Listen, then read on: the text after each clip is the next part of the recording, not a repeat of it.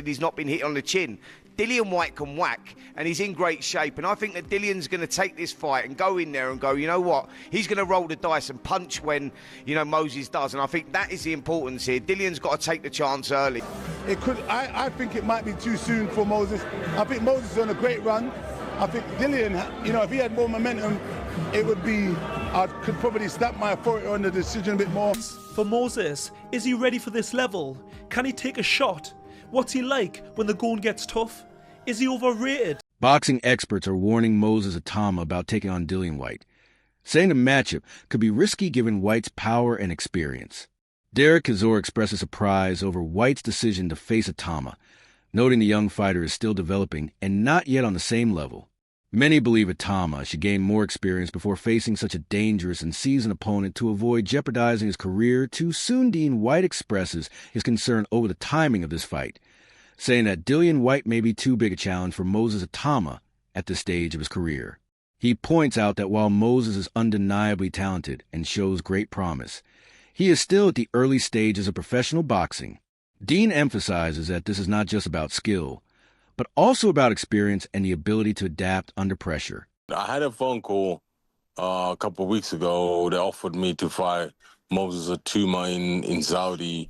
You know, I said, how much? He said, $2 million. I said, nah, I'm out. I even phoned Dylan. I was like, Dylan, I don't know why you're taking this fight, you know, because this kid is on fire right now. And he's getting better and better. It's not like he's going backwards, he's going forward. One of the reasons he is taking it is that Moses is WBO #1 at the moment, so that there's some kind of light at the end of the tunnel for Dillian taking that fight. Ain't no light at the end of that tunnel. I agree with you. I think Moses, I don't think Dillian gets beyond 4 or 5 rounds. You're crazy. Yeah. There's no light at that tunnel. That kid is, no, you mad. No way. Even Lawrence Okoli said Moses is bad. He believes that Moses has a long career ahead of him, and rushing into a fight with someone as seasoned and dangerous as Dillian could affect his growth as a boxer.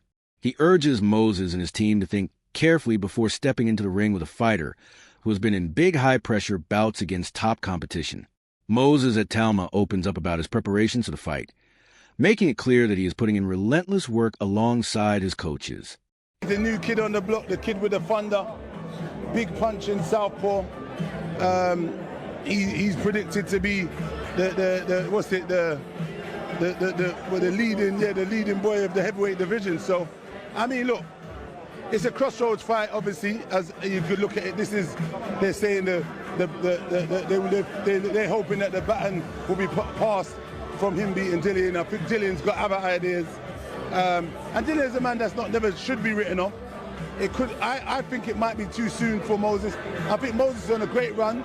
I think Dillian, you know, if he had more momentum, it would be, I could probably stamp my authority on the decision a bit more. But still, Dillian's pressing, he's working hard. And if Dillian's up for it, that experience, you know, is going to play a pivotal role in that fight. He speaks with confidence about his training routine, explaining that every session is designed to sharpen his skills and improve his conditioning. While some people in his circle express concerns about the challenge he is about to face, Moses dismisses these worries, saying that no one else knows what he is truly capable of. He believes in his own strength, mindset. There's nothing to kind of deal with, because it's like the only thing you can do is either get angry or ignore it. So I choose to keep in control of my emotions. So I just kind of ignore it. Like, I'm just only on my own path. Everybody's got their own journey. Everybody's got their own thing. But like, I'm not trying to compare anything. Yeah.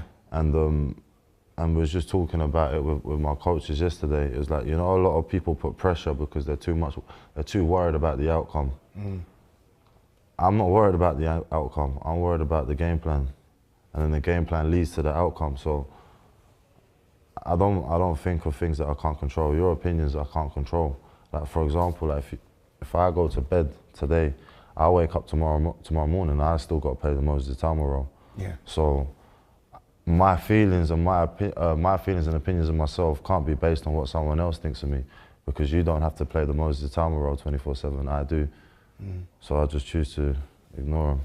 Dillian Whyte, right? I mean, I think it surprised a few when he got announced. It was like, okay, and all of a sudden people were like, This is an interesting fight. Old Lion versus young Lion. What do you make of Dillian Whyte and where he is now in his career? I think I might be boxing the best Dillian Whyte there is, because this is his last chance. So I just got to kind of stop him from coming back into the division. To be honest, for a long time, an ability to handle the pressure of facing a veteran like Dillian Whyte.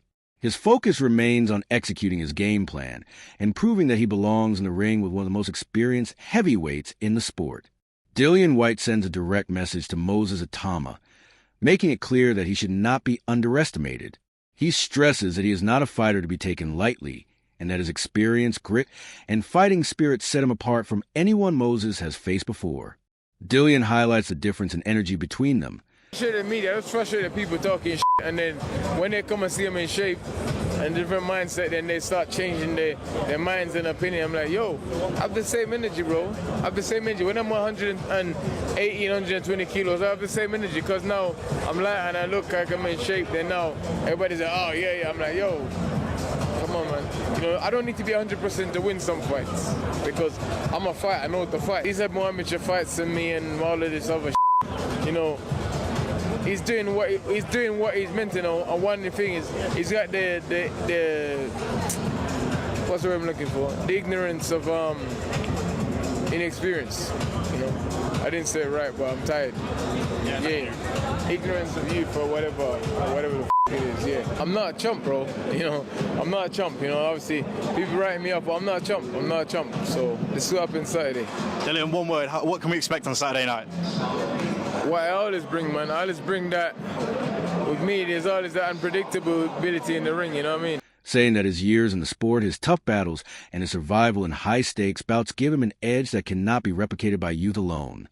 He makes it known that he is coming into the fight with a point to prove, and that Moses should expect a dangerous opponent who will not back down, a training partner who has been working closely with Dillian. Whyte shares his honest thoughts on the heavyweight's condition ahead of the fight.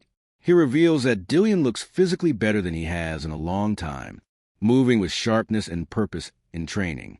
His punches are landing with real power. His footwork is crisp, and his endurance during sparring sessions has been impressive. The training partner says that Dillian's focus has been unmatched and that he is taking this fight extremely seriously. Now, Itauma only had about 20 or so amateur fights. He has done a lot of sparring, but again, sparring is behind closed doors. You're in an environment that you feel comfy in. You're away from the scrutiny of the camera. You're not allowed, strictly speaking, you're not really allowed, and most gyms won't allow you to record a spar. They might show you a glimpse of footage, but you're talking 5 seconds, maybe, if even. So he's been kind of away in his own comfort zone. He's fought on big shows as co-main event. I believe him against McKeon was co-main event on Fury Usyk too. But again, he's going in as the firm favourite against the fighter he's expected to beat, and he's the bridesmaid, right? He's fought in the he's fought in the York Hall a couple of times. He's fought low down the card. Itauma's always been that guy. He can learn his craft. He's not strictly, the eyes of the world are on you, etc. Getting bigger, and more people are talking about him, but still, comfy at his own pace. Now his first headline. Bear in mind, Joshua's first headline, I believe, was at the O2 against Gary Cornish. Correct me if I'm wrong on that one, but I know he headlined that night. And this is his first headline. A pay-per-view in Saudi Arabia against Dillian Whyte, and all the media work that comes with it. You did a face-off on Monday. You had the grand arrivals yesterday. You're doing the public workout today. You're doing the press conference tomorrow. You're doing the weigh-in tomorrow. Or you're doing the weigh-in on Friday. Now you're doing fight night on Saturday. You'll have a press conference most likely after. Lots going on. Lots going on for a young man at 20. How is he taking all that? And that's what I'm wondering. It really, again, you compare him to maybe someone like an Anthony Joshua, and it's like, well, AJ had, all this experience in the amateurs. He had, the Sky, machine behind him and stuff like that, but he was a lot older than Itauma. Again, how old would AJ have been? What, mid to late 20s? 25, 26, thereabouts. So old enough to be, a bit more sturdy in that. Does have me wondering with Itauma. It is a wonder. But personally, I think Itauma, when I look at him, I think that there's something there with this kid. I think he's got an old head on young shoulders. I think that this is the first... Look, it's his first time headliner. It's the first pay-per-view. Probably will be jeers. Which has spelled trouble for Moses Itauma. Boxing analysts acknowledge that Moses Itauma possesses maturity beyond his years in and out of the ring. They praise his skill set, discipline, and the fact that he already has over 20 amateur fights and countless sparring sessions under his belt. However, they also point out that this fight represents a massive leap in competition level.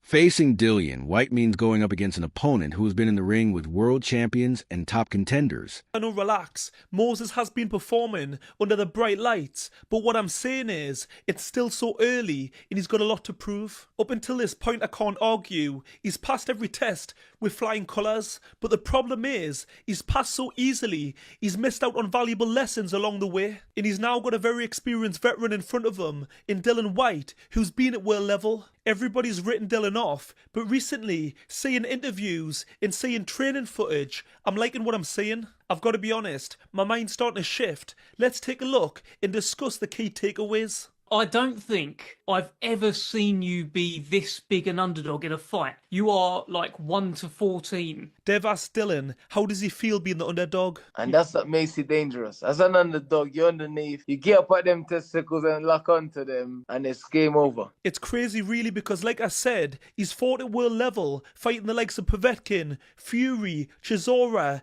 AJ, Parker, the list goes on. But in sports, you're only as good as your last performance. In Dylan's last fight, he looked terrible, putting it politely. Has he put something in you? Because like your last few fights, Ebenezer like instilled a fear, not... No man has put anything in me. Pause this. Dylan does make me laugh. Dark humour.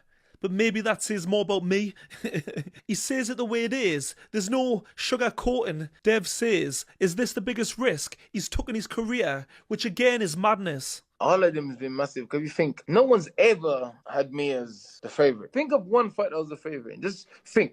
Dylan's right. He's always the underdog. It's nothing new. How do you reflect on your fight with Tete? It was what it was. Listen, I've been walking the long, lonely, dark road for 3 years. This is the thing. People forget that fighters go through things outside of the ring which affect the performance, but us fans only judge the performance. At the end of the day, fighters are human, they're not robots. Then that fight for me was, ask myself a question, can I take a good whack and push through? Can I force myself to put the jabs in? Can I... He admits he wasn't in great shape, but that fight for him was about dipping his foot in the water and seeing if he still got it and still wants it. I had a few injuries and stuff going into the fight, but it is what it was. But that fight reignited the spark. This step up in class will test not only Moses' abilities, but also his mental toughness and adaptability under the lights against a dangerous veteran. Some analysts frame this fight as a do-or-die moment for Dillian White. They believe that if he loses to a young UPenn coming-in fighter like Moses Itauma, his career at the top level may effectively come to an end. This makes him more dangerous than ever because he will fight with desperation and determination to secure a win. Dillian is aware that a victory here would reestablish him as a legitimate contender. While a loss would raise serious questions about his future in the sport, this high-stakes scenario could push him to deliver one of his most aggressive performances yet.